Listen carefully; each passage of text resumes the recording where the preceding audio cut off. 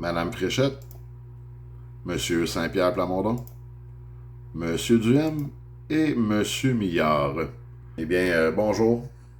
Suite à la tragédie du 22 juin à la Côte-des-Neiges, à la fusillade, nous, les hommes du Québec, on s'est réunis en grand conseil, on a tiré à la courte paille et j'ai perdu.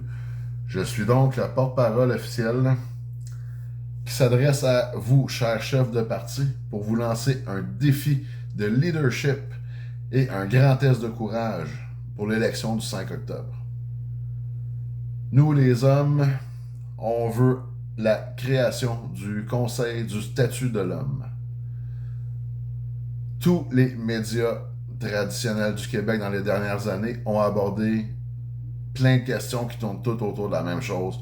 On va parler de la crise de masculinité, de la masculinité toxique. Là, on parle des incels avec ce qui est arrivé. On parle d'un paquet d'enjeux masculins. Tout le monde a le droit d'en parler, sauf les hommes. Les hommes réclament aujourd'hui un organe de parole, un think tank, puis on va même jusqu'à dire un safe space aujourd'hui. On veut pouvoir parler, sans tabou, des enjeux qui touchent directement et uniquement les hommes. Puis là, on parle pas de misogynie, là. On aimerait vraiment, vraiment ça, qu'on commence à s'adresser, par exemple, à la question du suicide chez les hommes. On est très préoccupé par la réussite scolaire chez les garçons et chez les hommes. On aimerait ça parler de paternité.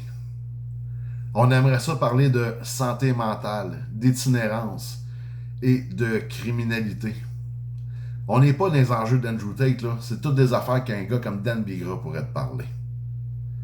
Puis, un dernier enjeu qu'on pourrait rajouter, là, on veut gagner la Coupe Stanley prochainement. Là. On veut se concentrer là-dessus. On n'a absolument rien de misogyne. Là. Mais les hommes ont besoin d'un forum officiel pour influencer les politiques, pour s'adresser directement au Conseil des ministres lorsqu'il y a des décisions qui sont prises qui concernent directement 50% de la population.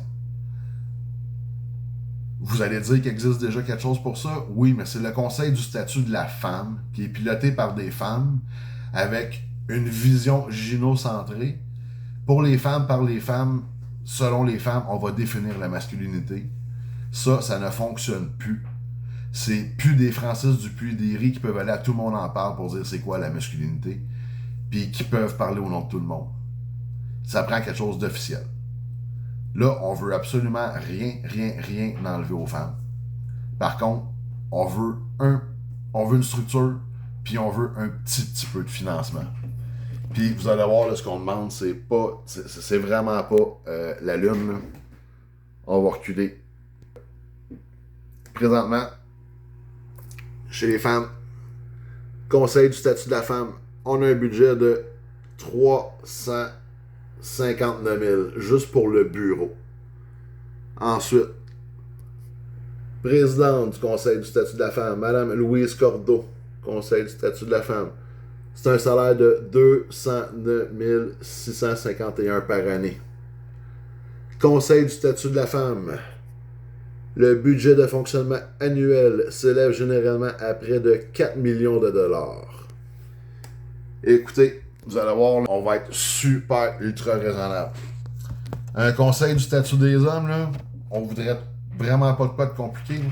On peut rouler ça à 120 000 par année. Écoute-moi, mon nom. On demande juste 120 000 par année. Pour se réunir, là, prends 6 gars, là. Si t'as besoin d'un président, moi je le fais gratis. Check bien, j'ai même mon code Morin déjà, je le fournis pour être capable d'animer nos affaires. À chaque mois, tu nous prêtes un Christy de gros chalet de la CEPAC, là, puis tu donnes des cartes de gaz aux 6-7 membres du conseil du statut pour qu'ils aillent se réunir puis brainstormer une fin de semaine par mois. Puis il y en a un de la gang qui va aller rendre compte à Québec des dossiers qui sont importants puis qu'est-ce qu'on drive. Honnêtement, là, si on peut commencer juste par parler de ça, du suicide chez les hommes. On perd à peu près 2 à 3 gars par jour. Dans le plus grand silence. Depuis que je suis tout petit, c'est la même stat. Patriarcat pour régler ça encore.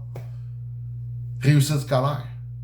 La paternité, les défis quand on est encore avec maman, puis quand le monde s'écroule quand maman s'en va. On peut-tu en parler? des lois sur la famille. Il est temps que les hommes aient leur mot à dire là-dedans. Santé mentale, itinérance, criminalité, c'est le mois de la santé mentale. Aussitôt qu'on en parle, c'est les mêmes clichés qu'on ne veut plus entendre. Les hommes veulent s'exprimer avec les mots des hommes. Pas les mots de l'UQAM des études féministes. C'est fini ce temps-là.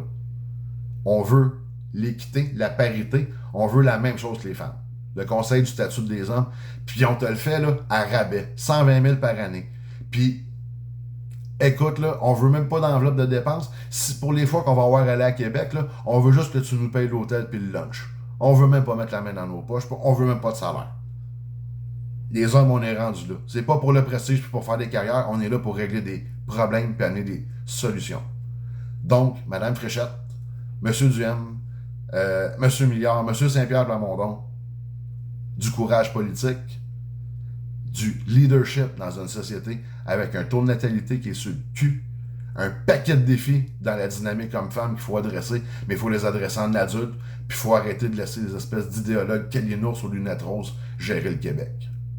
Il est temps que les hommes aillent leur place à la table. Bonne réflexion.